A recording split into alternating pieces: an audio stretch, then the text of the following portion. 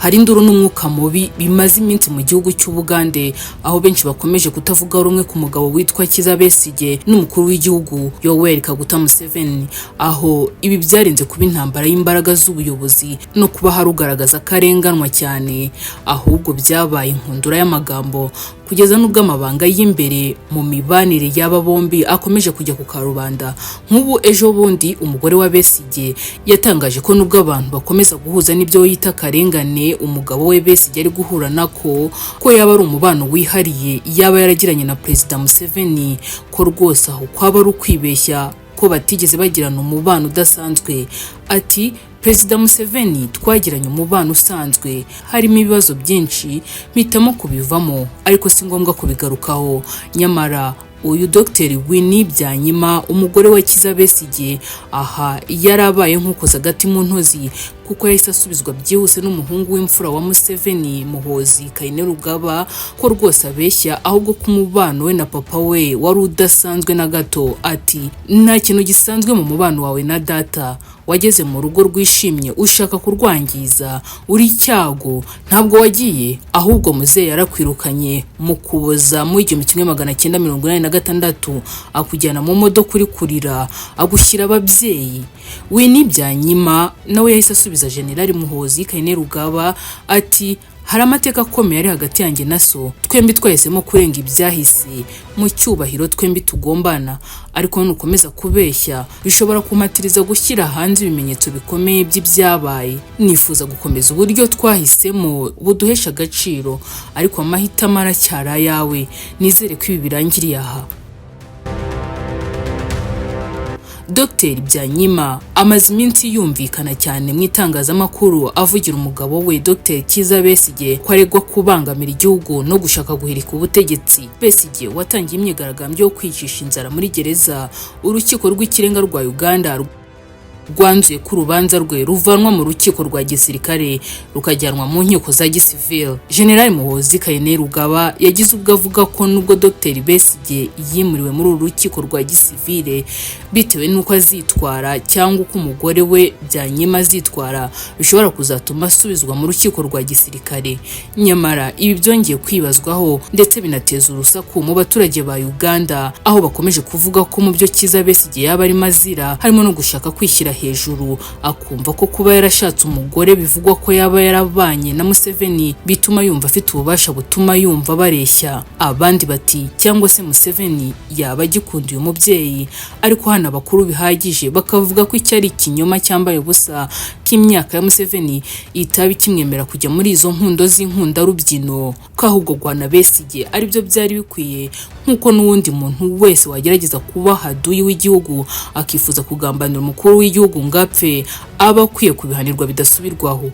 Ni mu gihe kandi hari amakuru avuga ko ibi byose ari ibyatangiriye imbere indani kuva kera, aho Museveni yari muto akimenyana na se wa Winnie, nk'uko inkuru yasesenguwe n'ikinyamakuru Igihe bivuga birambuye, aho iki kinyamakuru kigaragaza ko kigiriye ibwino muri bamwe mu batuye igihugu cya Uganda bakagira amakuru asesenguye babivugaho, ngo ubundi niba hari umuntu Perezida wa Uganda Yoweri Kaguta Museveni adashobora kwibagirwa mu buzima bwe, Boniface Byanyima, umusaza wa murezi. Mu ijambo Museveni yigeze kuvuga mu 2017 ubwo yasezeraga kuri Boniface Byanyima, yavuze ko yamenyanye bwa mbere n'uyu musaza ahagana mu 1959 ubwo yajyaga kwiga muri Mbarara High School aho yigishaga.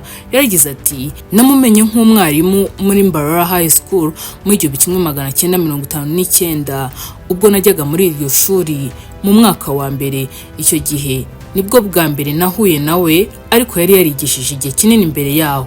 Yaje kunyigisha, yaranyigishije mu wa mbere no mu wa kabiri. Muri iri jambo Perezida Museveni yavuze ntigeze avuga cyane ku buryo uyu musaza wamwigishije yanamufashije no mu buzima busanzwe, cyane ko ariho yajyaga aruhukira rimwe na rimwe akanamuha n'amafaranga y'ishuri.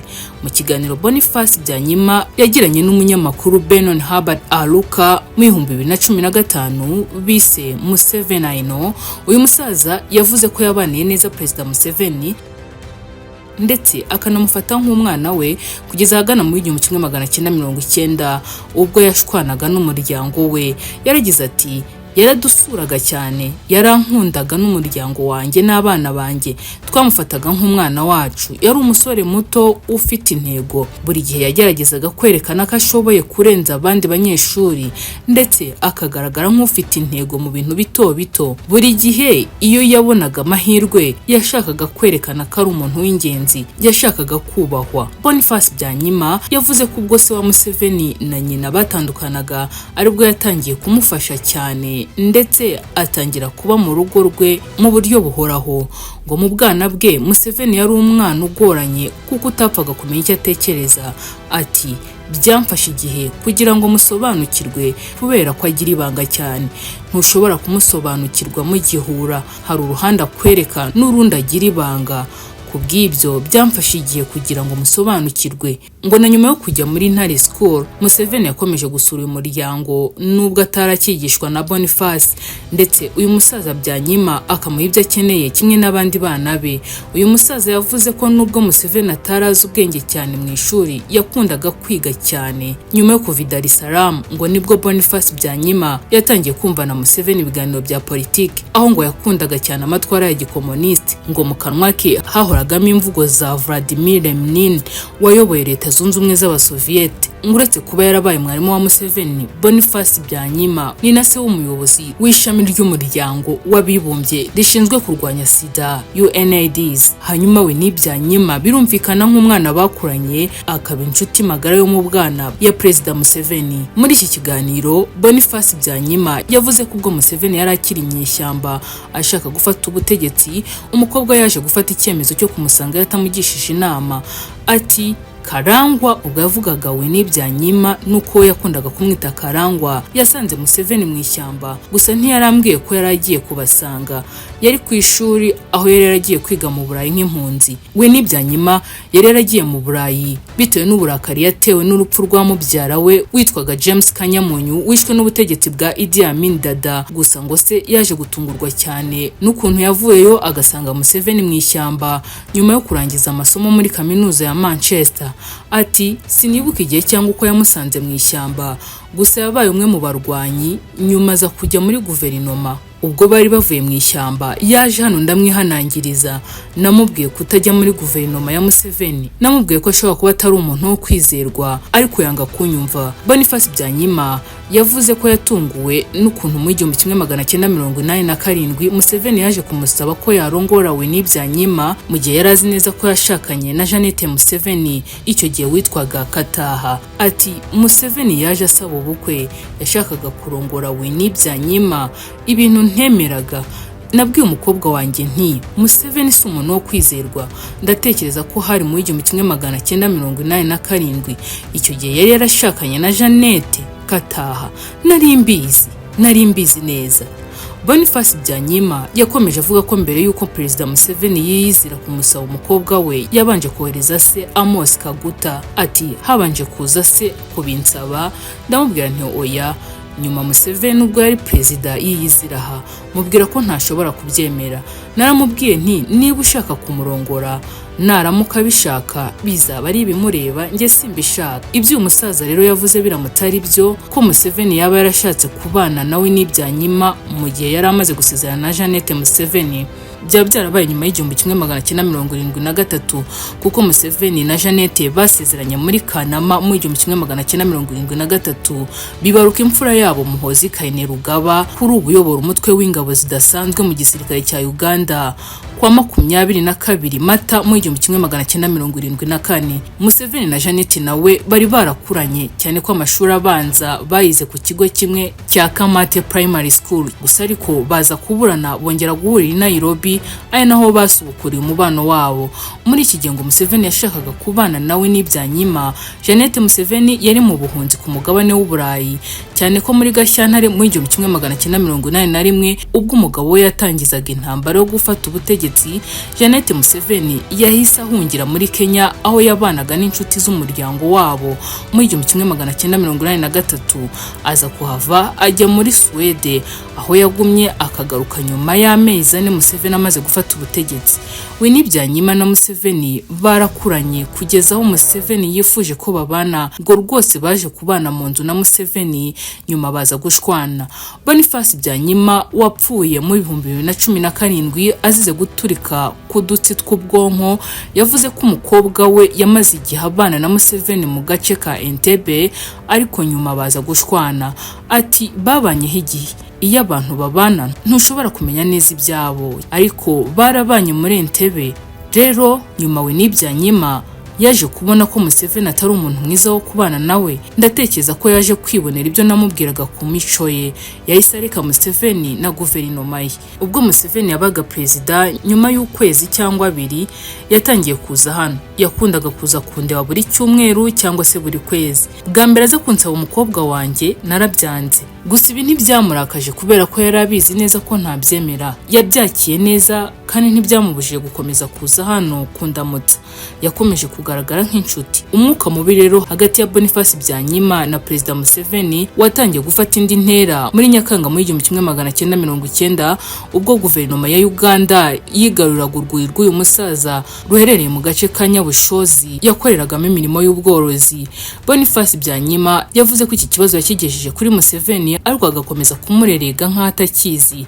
Ati ku giti cyanjye ubwo yateraga urwuri rwanjye hari muri Nyakanga mu 1970 abasirikare bafite imbunda baraje barujyamo bakubise abantu banjye. Ubwo najyagayo narabibonye ko bari boherejwe na guverinoma. Gusa ngo nyuma yo kugeza iki kibazo kuri Museveni akamwiziza ko azagikemura ntabikore, Boniface Byanyima yafashe umwanzuro wo kwigiraho Perezida Museveni akorera muri Entebbe kugira ngo amwibutse neza yamugiriye n'ububi bw'ibyo ari kumwitura.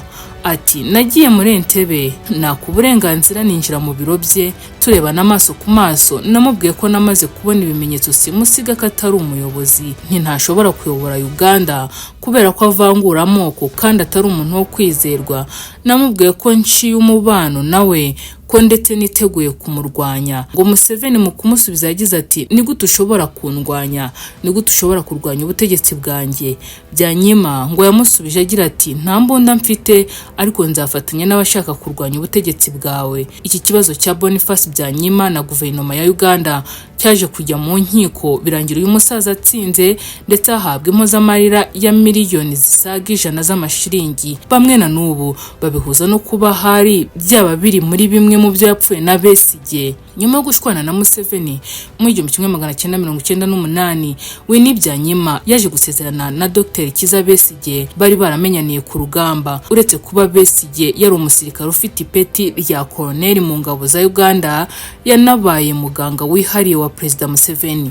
Nyuma y'imyaka 2 arongoye Byanyima, Dr. Kizza Besigye ngo yatangiye kugaragaza ko atacyumvikana na Museveni, aho yamushinjaga kuyoboresha igitugu no kubaka ubutegetsi bumushingiyeho. Gusa ntibyatinze uyu mugabo yahise atangira guhatana na Perezida Museveni mu matora yo guhatanira kuyobora Uganda. Mu kiganiro yagiranye n'ibiro ntaramakuru byo mu Budage, Kizza Besigye yavuze ko azi umubano wihariye Museveni yagiranye n'umugore we, ariko yemeza ko atari yo ntandaro y'ubwumvikane buke bwavutse hagati yabo. Yaragize ati yego bagiranye umubano wihariye ariko sinkeka ko uwo mubano wa Museveni na Winnie ufite aho uhuriye n'umubano wanjye nawe. Ibyo Museveni ankorera yabikorera n'undi wese batavuga rumwe. Nubwo bimeze uko ariko amakuru aturuka mu Bugande avuga ko umubano mubi wa Museveni ushobora kubuterwa nawe wanze guheba burundu Byanyima. Ibi kandi byanemejwe n'umuvugizi wa Forum for Democratic Change FDC ya Besigye Wafula Ogutu. Mu mvugo ye Ogutu yumvikanye mu 2017 avuga ko Museveni agikunda Byanyima, akaba ari nabyo byamutandukanyije na Besigye. Ati Museveni aracyakunda Winnie, ntigeze amukuraho amaso kugeza na n'uyu munsi. Ndakeka ko Museveni yanga Besigye kubera Winnie, kandi dutekereza ko Museveni yabonye Besigye nk'umugabo ushaka kumusuzugura ubwo yatangiraga kugaragaza ko atavuga rumwe nawe. Ogutu yavuze ko Museveni yari agitsimbaraye ku mubano we nawe Byanyima ngo uretse ko uyu mugore yaje gufata umwanzuro wo kumureka burundu.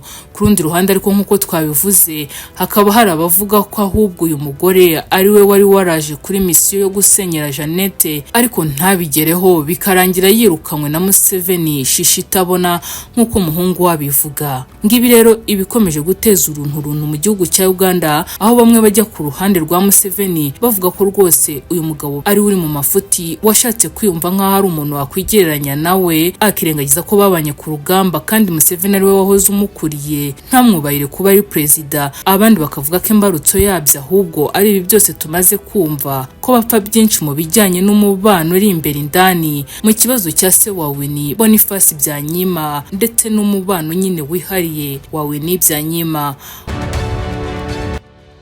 Ni nahangaha dusoje ikiganiro. Mwakoze kubana natwe. Turabibutsa ko igitekerezo cyanyu n'inyunganizi byanyu bidahejwe hano kuri BGU Space.